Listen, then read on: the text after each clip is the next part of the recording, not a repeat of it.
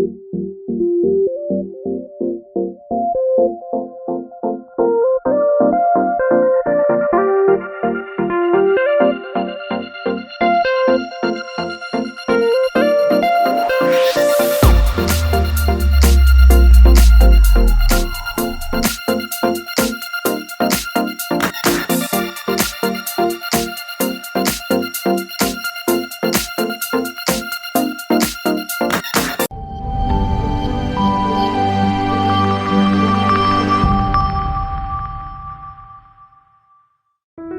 യാത്ര പാഞ്ചാലിമേട്ടിലേക്കാണ്. ഒരുപാട് ഐതിഹ്യങ്ങൾ ഉറങ്ങുന്ന ഇടുക്കിയിലെ പാഞ്ചാലിമേട്ടിലേക്ക്. പാഞ്ചാലിമേട് എത്തുന്നതിന് തൊട്ടു മുൻപ് ഇങ്ങനൊരു വ്യൂ പോയിന്റ് ഉണ്ട്. ഇവിടെ വരുന്ന ഒട്ടുമിക്ക ആളുകളും വണ്ടി നിർത്തി അല്പനേരം ഇവിടുത്തെ കാഴ്ചകളൊക്കെ ആസ്വദിക്കാറുണ്ട്. ചില ദിവസങ്ങളിൽ നല്ല കാറ്റും കോടമഞ്ഞും ഒക്കെ നിറഞ്ഞ് ഒരു അടിപൊളി വ്യൂ പോയിന്റായി ഇവിടെ മാറാറുണ്ട്. പ്രത്യേകിച്ച് സൺറൈസിന്റെ ഒക്കെ സമയത്ത് വരുവാണെങ്കിൽ നല്ല വ്യൂ ആയിരിക്കും. നമ്മൾ ചെന്ന ദിവസം കോടമഞ്ഞൊന്നും കണ്ടില്ലെങ്കിലും കുറച്ചു നേരം അവിടെ നിന്ന് മനോഹരമായ ആ വ്യൂ ആസ്വദിച്ചു. കോട്ടയം കുമളി റൂട്ടിൽ കുട്ടിക്കാനത്തിനൊക്കെ മുമ്പ് മുറിഞ്ഞപ്പുഴയിൽ നിന്നും വലത്തോട്ട് തിരിഞ്ഞ് 5 കിലോമീറ്റർ സഞ്ചരിച്ചാൽ പാഞ്ചാലിമേട്ടിലെത്താം. ഇതാണ് പാഞ്ചാലിമേട്ടിലേക്കുള്ള എൻട്രി പോയിന്റ്. പാഞ്ചാലിമേടിന്റെ കവാടത്തിൽ തന്നെ 2 ബോർഡുകൾ കാണാം. ഒന്ന് ശ്രീ ഭുവനേശ്വരി ക്ഷേത്രത്തിൻ്റെതാണ്, മറ്റേത് മരിയൻ കുരിശുമലയുടേതും. 2 കൂട്ടരും ഇവിടെ സൗഹൃദത്തോടെ സന്തോഷത്തോടെയാണ് മുന്നോട്ട് പോകുന്നത്. ക്ഷേത്രത്തിലെ ഉത്സവ സമയത്ത് ഇവിടെയുള്ള ക്രിസ്ത്യൻ വിഭാഗവും ദുഃഖവെള്ളിയാഴ്ച ദിവസമൊക്കെ കുരിശുമലയിലേക്കുള്ള യാത്രയിൽ ഹൈന്ദവ സഹോദരങ്ങളും പരസ്പരം സഹകരിച്ച് മുൻപോട്ട് പോകുന്നു. ശരിക്കും മതസൗഹാർദ്ദത്തിന്റെ ഒരു ഉദാഹരണം തന്നെയാണിത്. ഇവിടേക്ക് നമ്മളെ സ്വീകരിക്കുന്നത് തന്നെ മനോഹരമായ ഈ കവാടമാണ്. ഈ വലിയ കവാടം ശരിക്കും അടിപൊളിയായിട്ടാണ് അവർ ചെയ്തിരിക്കുന്നത്. ഈ തരത്തിൽ ഇവിടെ എൻട്രൻസും മറ്റും വന്നിട്ട് അധിക കാലമായിട്ടില്ല. 2017-18 സമയത്താണ് ടൂറിസം വകുപ്പ് ഇവിടം നവീകരിച്ചത്. അതിനുശേഷം ഇപ്പോൾ സഞ്ചാരികളുടെ ഒരു ഒഴുക്കാണിവിടെ. ആദ്യമായിട്ട് പാഞ്ചാലിമേട്ടിലേക്ക് വന്നത് 5-6 വർഷം മുമ്പായിരുന്നു. അന്ന് മുമ്പോട്ട് അകത്തോട്ട് കുറച്ച് ദൂരമൊക്കെ വണ്ടി ഓടിച്ചു പോകാമായിരുന്നു. എന്നാൽ ഇപ്പോൾ ഇവിടെ വരെ വാഹനങ്ങൾക്ക് എൻട്രി ഉള്ളൂ. 20 രൂപയാണ് ഇപ്പോൾ എൻട്രി പാസ്. കുട്ടികൾക്ക് 10 രൂപയും. പിന്നെ സാധാരണ ഉള്ള പോലെ ക്യാമറയ്ക്കും ഫോട്ടോഷൂട്ടിനും ഒക്കെ എക്സ്ട്രാ പാസ് എടുക്കണം. രാവിലെ 6 മണി മുതൽ വൈകിട്ട് 6:30 വരെയാണ് എൻട്രി ടൈം. ആകെ മൊത്തം 14 കുരിശുകളാണ് ഇവിടെയുള്ളത്. ഇതാണ് ആദ്യത്തേത്. ഇനി മുകളിലോട്ട് ബാക്കിയുള്ളതൊക്കെ കാണാം. ഇവിടെ എല്ലാം ഭംഗിയായി സൂക്ഷിച്ചിട്ടുണ്ട്. മനോഹരമായി കല്ല് പാകിയ നടപ്പാതയും മെഡോസുമൊക്കെയായി കാഴ്ചക്കാരെ ആകർഷിക്കത്തക്ക നിലയിൽ എല്ലാം വൃത്തിയായി ഒരുക്കിയിട്ടുണ്ട്. ശരിക്കും ഫാമിലിയായി വരുന്നവർക്കൊക്കെ നന്നായി റിലാക്സ് ചെയ്തിരിക്കാൻ പറ്റുന്ന തരത്തിൽ എല്ലാം ക്രമീകരിച്ചിരിക്കുന്നു. ഈ കാണുന്ന പോലത്തെ കുറെ കൽമണ്ഡപങ്ങളാണ് ഒരു പ്രധാന ആകർഷണം എന്ന് പറയുന്നത്. ആദ്യത്തെ കൽമണ്ഡപത്തിലാണ് ടിക്കറ്റ് കൗണ്ടർ. പിന്നീട് എൻട്രൻസിനോട് ചേർന്ന് തന്നെ അല്പം മുമ്പിലായി ഇതുപോലത്തെ വലിയ 2 കൽമണ്ഡപങ്ങളും. മണ്ഡപത്തിന്റെ ഉള്ളിൽ നിന്നും പുറത്തേക്ക് നോക്കുമ്പോഴുള്ള വ്യൂവും മനോഹരമാണ്. 2ാം ഘട്ട നവീകരണ പ്രവർത്തനങ്ങളിലേക്ക് ഭാഗമായി ഇനി പെഡൽ ബോട്ടിങ്ങും അഡ്വഞ്ചർ സോണും സൈക്ലിങ്ങും ചെക്ക് ഡാമും ഒക്കെ ഇവിടെ വരാൻ പോകുന്നു അറിഞ്ഞു. എന്തായാലും ടൂറിസം വകുപ്പ് ഇവിടെ നടത്തുന്ന പ്രവർത്തനങ്ങൾ അഭിനന്ദനാർഹമാണ്. ആളുകൾക്ക് ഫോട്ടോയ്ക്കൊക്കെ പോസ് ചെയ്യാൻ പാകത്തിന് ഇതുപോലുള്ള കുറേ സ്ഥലങ്ങളുണ്ട് ഇവിടെ. ഒരു തരത്തിൽ പല ടൂറിസ്റ്റ് സ്പോട്ടുകളും പുറത്തോട്ട് ആളുകൾ കൂടുതലായി അറിയുന്നത് അവിടുത്തെ ചിത്രങ്ങളിലൂടെയും വീഡിയോയിലൂടെയൊക്കെ ആണല്ലോ. അതുകൊണ്ട് തന്നെ ഈ വന്ന മാറ്റങ്ങളൊക്കെ പാഞ്ചാലിമേടിന്റെ വളർച്ചയ്ക്കും ഒരുപാട് സഹായിക്കുന്നുണ്ട്. സമുദ്രനിരപ്പിൽ നിന്നും 2500 അടി ഉയരത്തിലാണ് പാഞ്ചാലിമേട് സ്ഥിതി ചെയ്യുന്നത്. അതുകൊണ്ട് തന്നെ എപ്പോഴും നല്ല കാറ്റും തണുപ്പുമാണ് ഇവിടെ. അതുപോലെ ഇടുക്കിയിലെ മറ്റ് ഹിൽ സ്റ്റേഷനുകളിലെ പോലെയൊക്കെ എപ്പോൾ വേണമെങ്കിലും ഇവിടെയും കോടമഞ്ഞ് കയറാം. മുമ്പോട്ട് പോകുമ്പോൾ വലതുവശത്ത് ഒരു ഏറുമാടം പോലെ പണിതിരിക്കുന്നത് കാണാം. അവിടോട്ട് പോകാനും ചെറിയ കവാടം പോലെയൊക്കെ ഒരുക്കിയിട്ടുണ്ട്. കാഴ്ചക്കാരെ എല്ലാം ആകർഷിക്കുന്ന തരത്തിൽ മനോഹരമായി പണിയെടുപ്പിച്ചിരിക്കുന്ന ഒരു ഏറുമാടം. എന്തായാലും മുകളിലേക്ക് കയറി. അത്യാവശ്യം പൊളിഞ്ഞൊക്കെ കിടക്കുകയായിരുന്നു അകത്തൊക്കെ. പിന്നെ കയറി പോകുന്ന പടികൾക്കാണെങ്കിലും ചെറിയ ആട്ടമൊക്കെ ഉണ്ടായിരുന്നു.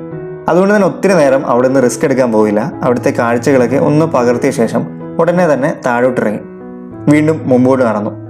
ഇങ്ങനെ ഭംഗിയുള്ള കുറേ ഇരിപ്പിടങ്ങളും ഇടയ്ക്കൊക്കെ പണിഞ്ഞു വെച്ചിട്ടുണ്ട്. യാത്രക്കിടയിൽ വിശ്രമിക്കേണ്ടവർക്കൊക്കെ ഇത് വളരെ സഹായകരമാണ്. അല്പം കൂടി കഴിയുമ്പോൾ ഒരു ബോർഡ് കാണാം. ശ്രീ ഭുവനേശ്വരി ക്ഷേത്രത്തിലേക്ക് പോകാനുള്ള വഴി കാട്ടുന്ന ഒരു ബോർഡാണ്. കുറെ വർഷം പഴക്കമുള്ള ചരിത്ര പ്രാധാന്യമുള്ള ഒരു ക്ഷേത്രമാണ്. പാഞ്ചാലിമേടിന്റെ ഏറ്റവും മുകളിലേക്ക് പോകാനും 2 വഴികളുണ്ട്. ഒന്ന് ഈ ഇടത്തൂടെയുള്ള വഴിയാണ്. പുൽമേടുകളുടെ ഒക്കെ ഇടയിലൂടെ മറ്റ് കുരിശുകളുടെ ഒക്കെ അരികിലൂടെയുള്ള വഴിയാണത്.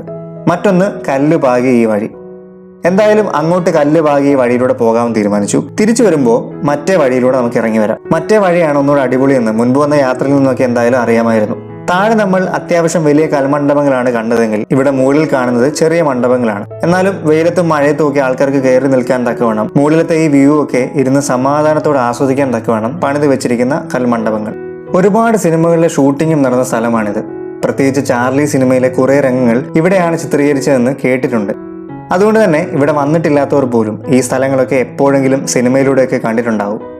ഇന്ന് വെഡ്ഡിംഗ് ഫോട്ടോഷൂട്ടിനൊക്കെയായി ആളുകൾ തിരഞ്ഞെടുക്കുന്ന ഒരു സ്ഥലവും കൂടിയാണിത്. അതുകൊണ്ടൊക്കെ തന്നെ മിക്കപ്പോഴും തിരക്കാണ് ഇവിടെ. പാഞ്ചാലിമേട് സന്ദർശിക്കാൻ ഏറ്റവും അനുയോജ്യം ഒന്നുകിൽ രാവിലെ 8 മണിക്കൊക്കെ മുമ്പാണ്, അല്ലെങ്കിൽ വൈകിട്ട് 4 മണിക്ക് ശേഷം. ആ സമയത്തൊക്കെ നല്ല കാറ്റായിരിക്കും. ഞാൻ 8 മണിക്ക് മുമ്പാണ് ഇവിടെ എത്തിയത്. അതേപോലെ ഇവിടെ നിന്നുള്ള സൺറൈസ് വ്യൂവും സൺസെറ്റ് വ്യൂവും മനോഹരമാണ്. അത് ആസ്വദിക്കാൻ മാത്രമായി തലേന്നൊക്കെ തന്നെ വന്ന് ഇവിടെ അടുത്തുള്ള ഹോം സ്റ്റേകളിലും റിസോർട്ടുകളിലും ഒക്കെ താമസിച്ച ശേഷം ആളുകൾ ഇവിടെ എത്താറുണ്ട്.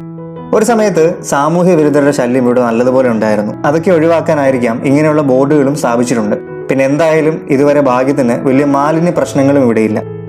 പൊതുവെ മൗണ്ടൻസിലേക്കും മറ്റും പോകാൻ എല്ലാവർക്കും ഇഷ്ടമാണെങ്കിലും പലരും മടിക്കുന്നത് മിക്കപ്പോഴുമുള്ള കഠിനമായ ട്രെക്കിംഗ് ഒക്കെ കാരണമാണ്. എന്നാൽ വലിയ ബുദ്ധിമുട്ടുകളൊന്നുമില്ലാതെ പ്രായഭേദമന്യേ ആർക്കും പാഞ്ചാലിമേടിന്റെ മുകളിൽ വരെ എത്തിച്ചേരാം എന്നതാണ് കൂടുതൽ പേർ ഇവിടെ എത്തുന്നതിന്റെ, പ്രത്യേകിച്ച് ഫാമിലിയായി ഇങ്ങോട്ട് വരുന്നതിന്റെ പ്രധാന കാരണം. എന്തായാലും എത്ര കഠിനമായ ട്രെക്കിംഗ് ആണെങ്കിൽ പോലും ആ ട്രെക്കിംഗ് ഒക്കെ കഴിഞ്ഞ് മുകളിൽ എത്തിക്കഴിയുമ്പോൾ നമുക്ക് കിട്ടുന്ന വ്യൂ ഉണ്ടല്ലോ, അത് കാണുമ്പോൾ തന്നെ നമ്മുടെ ക്ഷീണമൊക്കെ മാറും. ഒരു വല്ലാത്ത ഉന്മേഷമൊക്കെ ഉണ്ടാവും. The best view comes after the hardest climb എന്നാണല്ലോ. അങ്ങനെ നടന്ന് പാഞ്ചാലിമേടിന്റെ ഏറ്റവും ഉയരത്തിലെത്തിയപ്പോൾ പല വട്ടവും മുൻപ് ഇവിടെ വന്നിട്ടുണ്ടെങ്കിലും എന്തോ ഒരു ഫ്രഷ്നെസ് അനുഭവപ്പെട്ടു. ഒരുപാട് സന്തോഷവും തോന്നി.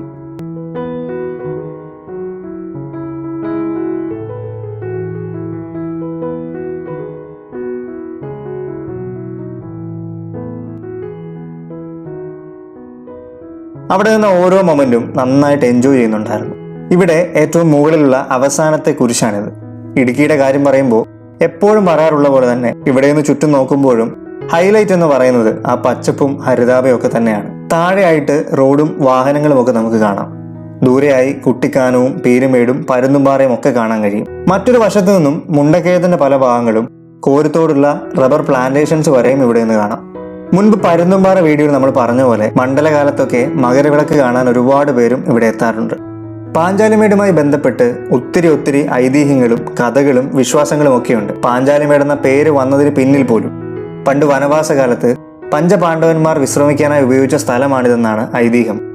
പാഞ്ചാലിയോടൊപ്പം അവർ ഇവിടെ എത്തിയെന്നും കുറച്ചുനാൾ ഇവിടെ തങ്ങിയെന്നും വിശ്വസിക്കപ്പെടുന്നു. അന്ന് അവർക്ക് സഹായം ചെയ്തു നൽകിയിരുന്നത് ഈ ഭാഗത്ത് അന്നുണ്ടായിരുന്ന ഗോത്രവർഗ്ഗക്കാരാണെന്നും പറയപ്പെടുന്നുണ്ട്. ദൂരെയായി കാണുന്നതാണ് പ്രസിദ്ധമായ പാഞ്ചാലിക്കുളം. ഈ കുളത്തിന് പിന്നിലും ഒരു കഥയുണ്ട്, ഐതിഹ്യമുണ്ട്.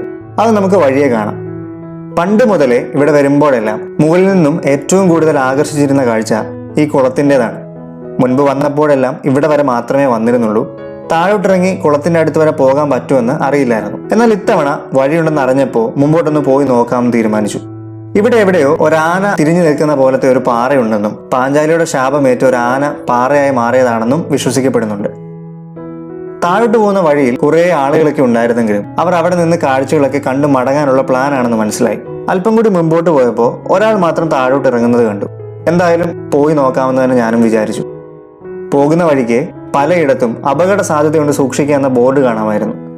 പല അപകടങ്ങളും ഇവിടെ മുൻപ് നടന്നിട്ടുള്ളത് കൊണ്ടൊക്കെ തന്നെയാണ് ഈ ബോർഡുകൾ. അറ്റത്തൊക്കെ പോയി നിൽക്കുന്നത് ഒഴിവാക്കാനാണിത്. കാരണം വലിയ കുഴിയാണ് താഴോട്ട്. എന്തായാലും അപകട സാധ്യതയുള്ള ആ ഭാഗത്തോട്ടൊന്നും പോയില്ല. അങ്ങോട്ട് പോവാതെ അപ്പുറത്തെ വശത്ത് കുളത്തിൻ്റെയൊക്കെ അരികിലോട്ട് പോയി. മുൻപ് സൂചിപ്പിച്ചതുപോലെ ഒരുപാട് കൗതുകമുണർത്തിയിട്ടുണ്ട് ഈ പാഞ്ചാലിക്കുളം. വനവാസകാലത്ത് ഭീമസേനൻ പാഞ്ചാലിക്ക് നീരാടാനായി നിർമ്മിച്ചു നൽകിയ കുളമാണിതെന്നാണ് ഐതിഹ്യം. എന്നാൽ ഭീമസേനനല്ല, പഞ്ചപാണ്ഡവരിൽ മറ്റാരോ ആണ് അത് പണി നൽകിയെന്നും കഥ പറയുന്നുണ്ട്. അങ്ങനെയെങ്കിൽ എത്രയോ 1000 വർഷങ്ങൾ പഴക്കമുള്ള സ്ഥലമാണ്. ഇന്നും ഇതിനെപ്പറ്റി പല പഠനങ്ങളും നടക്കുന്നു. അവിടെ കുറെ കൺസ്ട്രക്ഷൻ വർക്കൊക്കെ നടക്കുന്നുണ്ട്. ഇനി 2ാം ഘട്ട നവീകരണത്തിന്റെ ഒക്കെ ഭാഗമായി പല കാര്യങ്ങളും ഈ ഭാഗത്ത് വരുന്നുണ്ട്. കുറച്ച് നാളുകൾക്ക് ശേഷം സഞ്ചാരികളെ കൂടുതലായി അട്രാക്ട് ചെയ്യാൻ പാകത്തിന് ഇവിടെ കൂടുതൽ നല്ല മാറ്റങ്ങൾ ഉണ്ടാവുമെന്ന് നമുക്ക് പ്രതീക്ഷിക്കാം. തിരിച്ചു കയറി പോകുമ്പോൾ ശരിക്കും ആദ്യമായിട്ട് താഴെ വരെ പോയി ആ കുളത്തിലേക്ക് കാഴ്ചകൾ കണ്ടതിന്റെ ഒരു സന്തോഷം ഉണ്ടായിരുന്നു. എന്നാൽ ആ സന്തോഷത്തിന് മാറ്റു കൂട്ടുന്ന തരത്തിൽ നല്ല കുറെ കാഴ്ചകൾ ആ വഴിയിൽ കണ്ടു. ഒരുപാട് ചിത്രശലഭങ്ങൾ ആ വഴിയിലെല്ലാം ഉണ്ടായിരുന്നു. അവയെ പിന്തുടർന്ന് കുറച്ച് ദൂരമൊക്കെ നടന്നു. കൂട്ടമായിട്ട് ഇങ്ങനെ ചിത്രശലഭങ്ങളൊക്കെ പോകുന്ന കാണാൻ നല്ല രസമുണ്ടായിരുന്നു.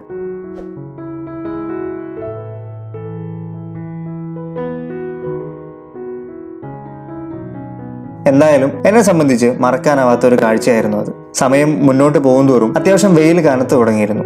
അതുകൊണ്ട് തന്നെ തിരികെ പോകാമെന്നും മടങ്ങാമെന്നും തീരുമാനിച്ചു. എന്തായാലും മുകളിലേക്ക് കയറി വന്നതിനേക്കാളും വളരെ പെട്ടെന്ന് തന്നെ താഴെ എത്തി. ഫാമിലി ആയിട്ടൊക്കെ കൂടുതൽ പേർ അപ്പോഴേക്കും ഇവിടോട്ട് വന്നു തുടങ്ങിയിരുന്നു. ഇനി നമുക്ക് മുൻപ് പറഞ്ഞ ആ വഴിയിലൂടെ ഇറങ്ങിപ്പോവാം. കുരിശുകളൊക്കെ കൂടുതലുള്ള ആ വഴിയിലൂടെ. പണ്ട് വാഹനങ്ങളൊക്കെ ഈ ഭാഗത്ത് വരെ വരുമായിരുന്നു. ആ സമയത്തൊക്കെ പക്ഷെ ഫാമിലി ആയിട്ടൊക്കെ ഇങ്ങോട്ട് ആളുകൾ വരുന്നത് കുറവായിരുന്നു. കൂടുതലും റൈഡേഴ്സും അതുപോലെ തന്നെ ഫോട്ടോഷൂട്ടിന് വരുന്നവരും ഒക്കെ ആയിരുന്നു വന്നുകൊണ്ടിരുന്നത്. പാഞ്ചാലിമേടിനെ കുറിച്ച് നിങ്ങൾ അന്വേഷിച്ചാൽ, സെർച്ച് ചെയ്താലൊക്കെ ഏറ്റവും കൂടുതൽ കാണുന്നത് ഇങ്ങനെയുള്ള വ്യൂവിലൊക്കെയുള്ള ചിത്രങ്ങളായിരിക്കും. ഫോട്ടോസൊക്കെ എടുക്കേണ്ടവർക്ക് ശരിക്കും ഒരു സൂപ്പർ സ്പോട്ട് തന്നെയാണിത്. പാഞ്ചാലിമേട്ടിലേക്ക് വരുന്നവർക്ക് താമസിക്കാനായി അടുത്തൊരുപാട് ഹോം സ്റ്റേ സൗകര്യവും ഹോട്ടൽ സൗകര്യവും ഒക്കെ ഉണ്ട്.